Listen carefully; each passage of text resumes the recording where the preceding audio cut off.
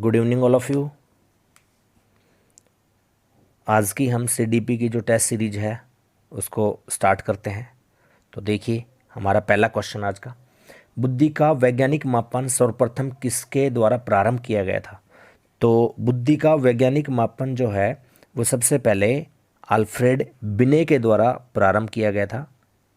इन्होंने 1904 में बुद्धि का वैज्ञानिक मापन प्रारंभ कर दिया था। ठीक है, चलिए नेक्स्ट क्वेश्चन देखते हैं। मानसिक आयु के संप्रत्यय को किसमें महत्वहीन समझा गया है। तो देखिए मानसिक आयु के संप्रत्यय को किसमें महत्वहीन समझा गया है। तो बुद्धि लब्धि में मानसिक आयु का कॉन्सेप्ट यूज होता है और कुशलता सूचकांक में भी यूज होता है, मानव प्राप्तांक में भी यूज होता है। विचलन बुद्धि में मानसिक आयु का कॉन्सेप्ट यूज नहीं होता। तो इस क्वेश्चन का जो राइट आंसर होगा वो क्या होगा, विचलन बुद्धि में भी आप लोगों को कोई दिक्कत नहीं होगी। चलिए आगे बढ़ जाते हैं नेक्स्ट क्वेश्चन के लिए। बुद्धि का द्विकारक सिद्धांत किसने दिया था। तो बुद्धि का द्विकारक सिद्धांत जो दिया गया था वो दिया गया था स्पीयरमैन के द्वारा। ठीक है, इसमें इन्होंने दो कारक जो बताए थे वो क्या क्या था, एक तो जर्नल कारक इन्होंने बताए थे, एक स्पेसिफिक कारक। जर्नल मतलब सामान्य कारक बताए थे इन्होंने पहले तो, और दूसरा इन्होंने कौन सा कारक बताया था, विशिष्ट कारक यानी कि स्पेसिफिक विशिष्ट कारक। ठीक है, इसके बाद जो त्रिकारक या त्रितत्व सिद्धांत भी स्पीयरमैन महोदय के द्वारा दिया गया था। ठीक है, और इसमें हम देख लेते हैं कि टर्मन महोदय ने भी क्या किया था। टर्मन महोदय ने बुद्धि लब्धि का जो संशोधित फॉर्मूला है वो दिया था और सारणी या तालिका तैयार की थी। ठीक है, चलिए आगे बढ़ जाते हैं नेक्स्ट क्वेश्चन के लिए। बुद्धि का स्रोत क्या है। तो बुद्धि का स्रोत आनुवांशिकता बिल्कुल होती है। बुद्धि का स्रोत अधिगम का परिणाम, ये लर्निंग का रिजल्ट भी होती है, और यह स्वयं तथा वातावरण की अंतःक्रिया भी होती है। तो इस क्वेश्चन का जो सबसे बेटर आंसर होगा वो होगा उपयुक्त सभी। में भी आप लोगों को समझ आ गया होगा। चलिए नेक्स्ट क्वेश्चन देखते हैं। थॉर्नडाइक ने बुद्धि का कौन सा सिद्धांत प्रतिपादित किया। तो थॉर्नडाइक ने बुद्धि का बहुकारक सिद्धांत, कौन सा सिद्धांत, बहुकारक सिद्धांत प्रतिपादित किया था। ठीक है, जिसको बालू का सिद्धांत, मात्रात्मक सिद्धांत भी कहा जाता है। एक कारक सिद्धांत अल्फ्रेड बिने के द्वारा प्रतिपादित किया गया था। ठीक है, और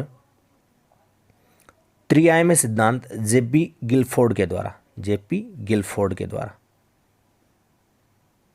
ठीक है, और द्विकारक हम पढ़ चुके हैं, स्पीयरमैन के द्वारा प्रतिपादित किया गया था। ठीक है, चलिए आगे बढ़ जाते हैं नेक्स्ट क्वेश्चन के लिए। बुद्धि लब्धि सूत्र का जनक कौन है। तो बुद्धि लब्धि का जो सूत्र है वो सबसे पहले दिया गया था 1912 में। किसके द्वारा दिया गया था, विलियम सैटर्न के द्वारा, और इनके एक साथी थे कोहलमान। विलियम सैटर्न के एक साथी थे कोहलमान। इन दोनों ने ये फॉर्मूला दिया था सबसे पहले 1912 में। इनके सहयोगी थे कोहलमान। तो विलियम सैटर्न के नाम से ही जाना जाता है।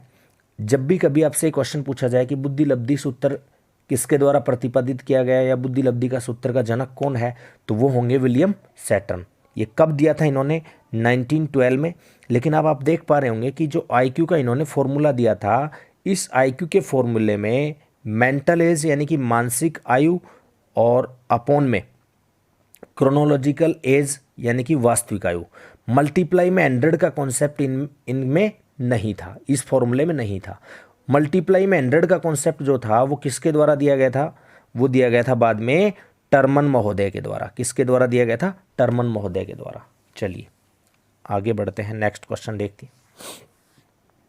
बुद्धि लब्धि सूत्र पूर्ण रूप से किसने दिया। तो बुद्धि लब्धि का जो फॉर्मूला है वो पूर्ण रूप से किसने प्रतिपादित किया था। तो अभी हमने जिक्र किया टर्मन ने प्रतिपादित किया था। कब किया था, 1916 में, 1916 में। ठीक है, और इन्होंने क्या फॉर्मूला दिया था आईक्यू का, मेंटल एज अपॉन में क्रोनोलॉजिकल एज और इनटू में 100 का जो कॉन्सेप्ट है वो किसके द्वारा गिवन है, टर्मन के द्वारा गिवन है। ठीक है,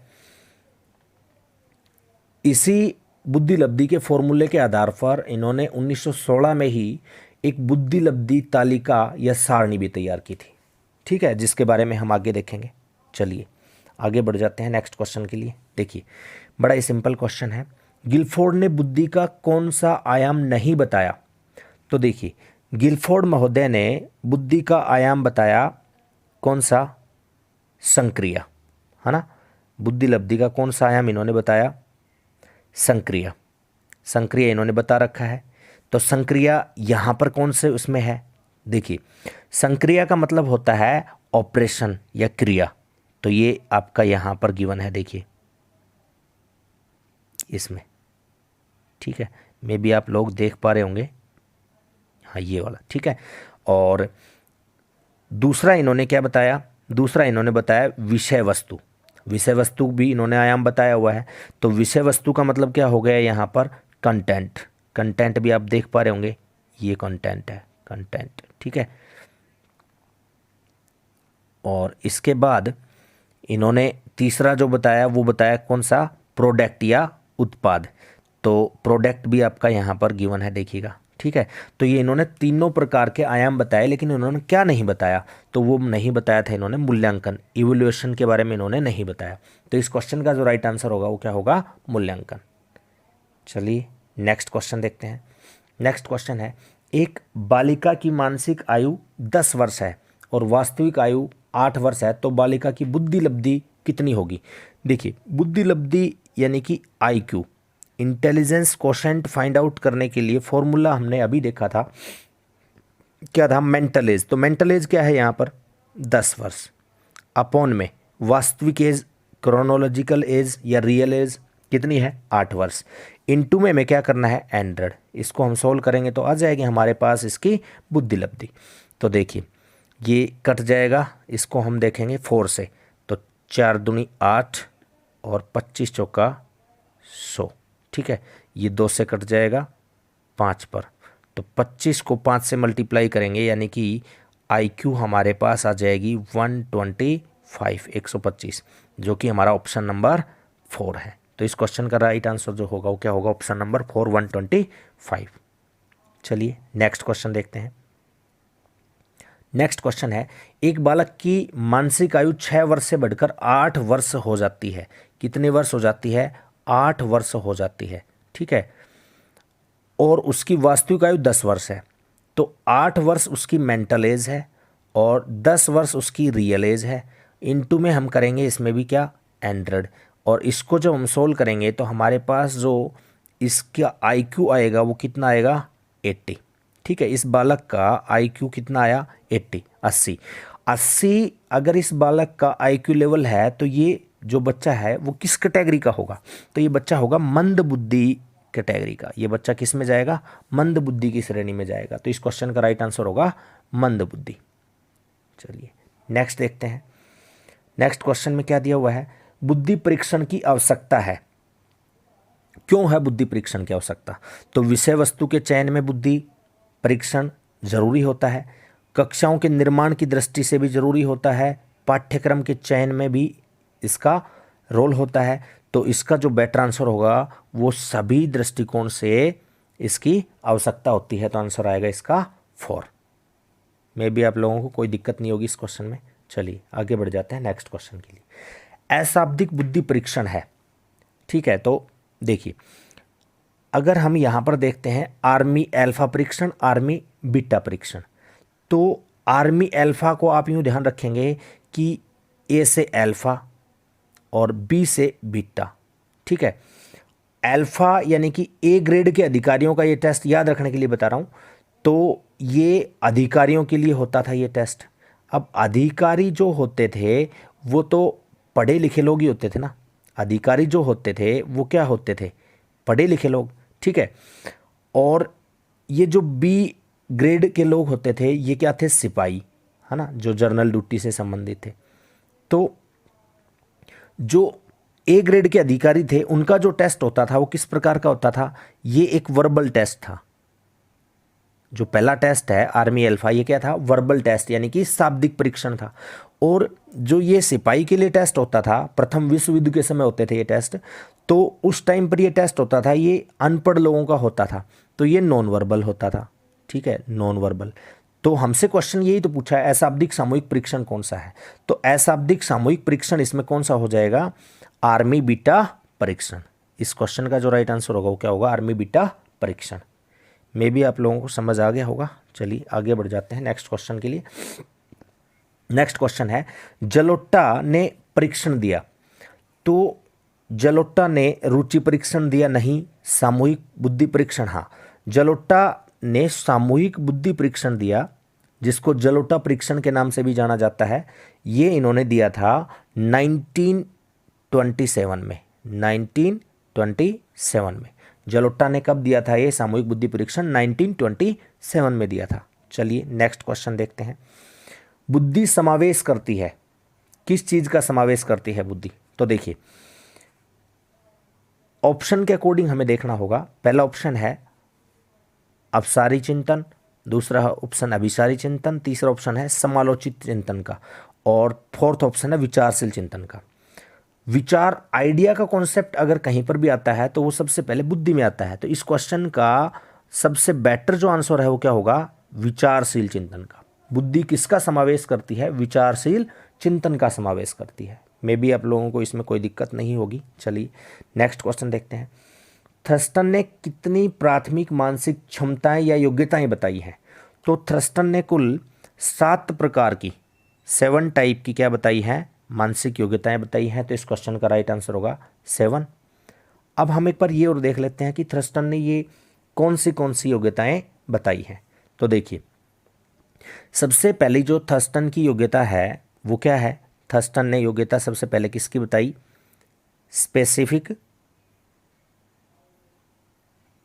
स्पेसिफिक एबिलिटी कहें या स्पेशल एबिलिटी कहें, तो देखिए स्पेशल एबिलिटी इन्होंने बताई। ठीक है, जो स्पिरिचुअल रिएक्शन हम कह सकते हैं या रिलेशन कह सकते हैं। ठीक है, दूसरी योग्यता इन्होंने क्या बताई, नंबर एबिलिटी यानी कि न्यूमेरिकल एबिलिटी। ठीक है, तीसरी प्रकार की योग्यता इन्होंने क्या बताई, वर्बल एबिलिटी यानी कि शाब्दिक योग्यता। जो वर्बल एबिलिटी है वो शाब्दिक योग्यता, यहाँ पर क्या इन्होंने इसको वर्बल कॉम्प्रिहेंशन में शामिल किया। ठीक है, इसके बाद इन्होंने एक बताई चौथी टाइप की योग्यता बताई, वो क्या थी, वाक योग्यता, वर्ड एबिलिटी, या जिसको आप कह सकते हैं वर्बल फ्लुएंसी। ठीक है, इसके बाद इन्होंने एक योग्यता बताई स्मरण शक्ति, मेमोरी एबिलिटी। तो मेमोरी एबिलिटी ये आपकी 5वीं टाइप की योग्यता इन्होंने बताई। इसके बाद इन्होंने योग्यता बताई छठी, तार्किक योग्यता यानी कि रीजनिंग एबिलिटी। तो इंक्लूसिव रीजनिंग कह सकते हैं, रीजनिंग एबिलिटी कह सकते हैं, लॉजिकल एबिलिटी भी इसको कह सकते हैं। और एक इन्होंने बताई पर्यवेक्षण योग्यता, परसेप्चुअल एबिलिटी। ये परसेप्चुअल स्पीड या परसेप्चुअल एबिलिटी के नाम से आप इसको पढ़ सकते हैं। तो ये थी 7 प्रकार की योग्यताएं। ठीक है, अब हम देखते हैं नेक्स्ट क्वेश्चन को। देखिए क्षीण बुद्धि बच्चों की बुद्धि लब्धि होती है।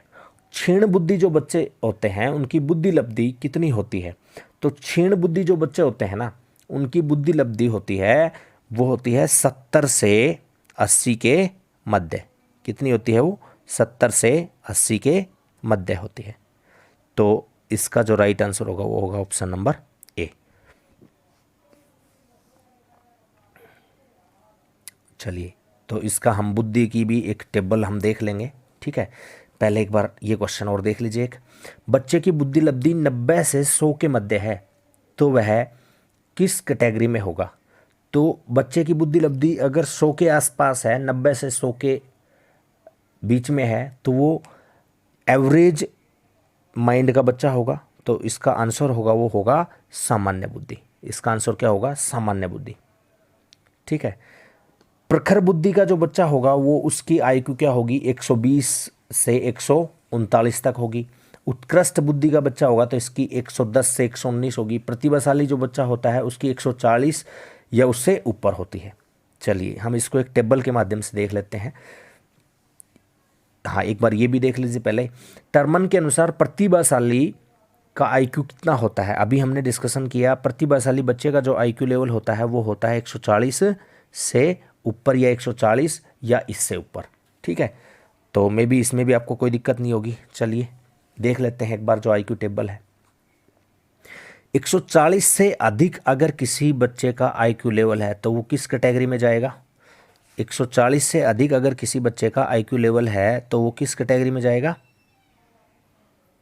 वो जाएगा प्रतिभाशाली बच्चों की कैटेगरी में। 120 या 139 के अगर अंतर्गत आता है बच्चा तो वो अति श्रेष्ठ या अति इसको हम क्या कह सकते हैं, वेरी सुपीरियर भी कह सकते हैं। ठीक है, और 110 से 119 जिसका आईक्यू लेवल होता है तो वो बच्चा होगा श्रेष्ठ बुद्धि का। 90 से 109 होगा तो सामान्य बुद्धि का। 80 से 89 होगा तो मंद या पिछड़े, डल या बैकवर्ड चाइल्ड होगा। इसी को मंगोलिज्म भी बोलते हैं, 80 से 89 को ही। 70 से 79 अगर होगा, 79 होगा तो उसे हम बोलेंगे क्षीण बुद्धि, फीबल माइंड। और 70 से कम अगर होता है बच्चे का आईक्यू लेवल तो उसको निश्चित क्षीण बुद्धि कहते हैं। 50 से 69 होता है तो इसको अल्प बुद्धि, मोर्न बोलते हैं। और 20 या 25 से 50 होता है तो उसको हम बोलते हैं मूर्ख बुद्धि, इम्बेसाइल। और 20 या 25 से कम होता है तो उसको बोलते हैं महामूर्ख या इडियट।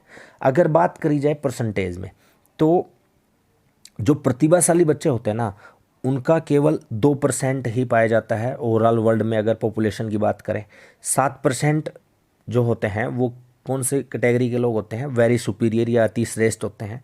और श्रेष्ठ बुद्धि के कितने होते हैं? 16% होते हैं।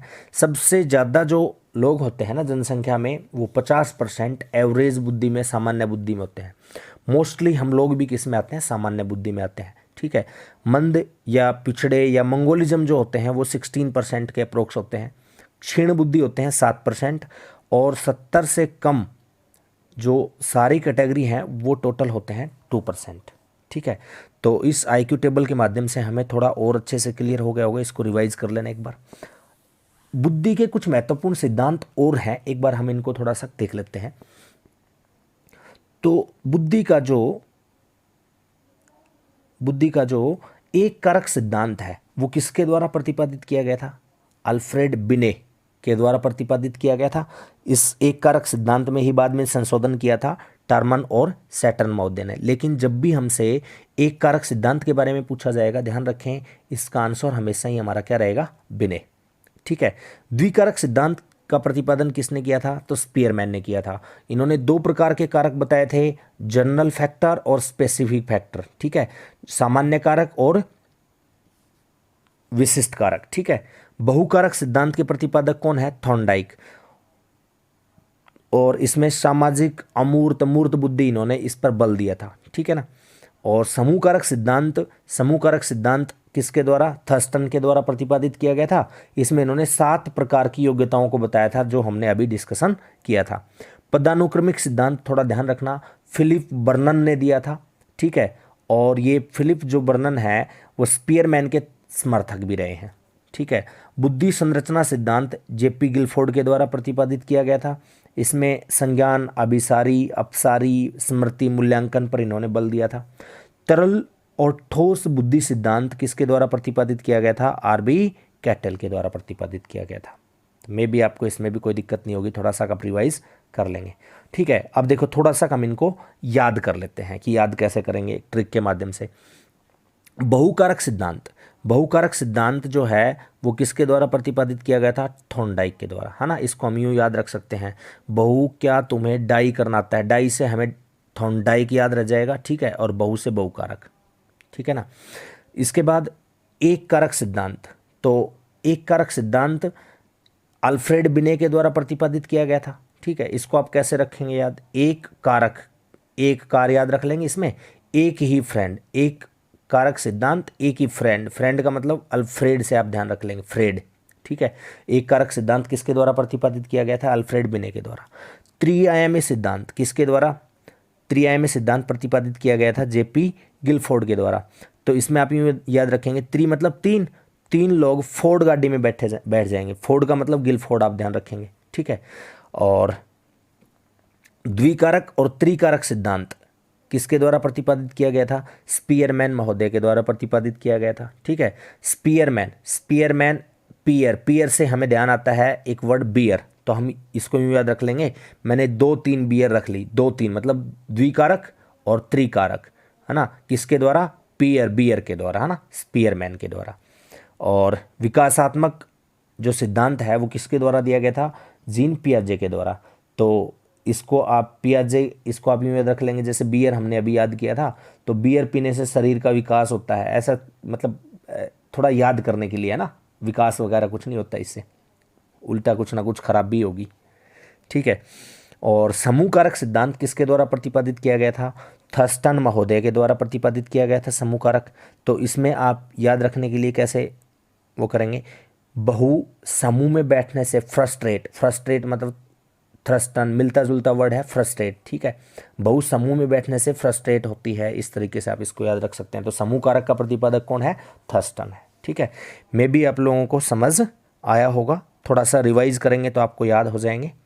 तो चलिए, आज का हमारा जो सेशन है वो यहीं समाप्त होता है। मे भी आप लोगों को समझ आया होगा। तो मिलते हैं नेक्स्ट सेशन में, तब तक के लिए नमस्कार, बाय बाय, टेक केयर।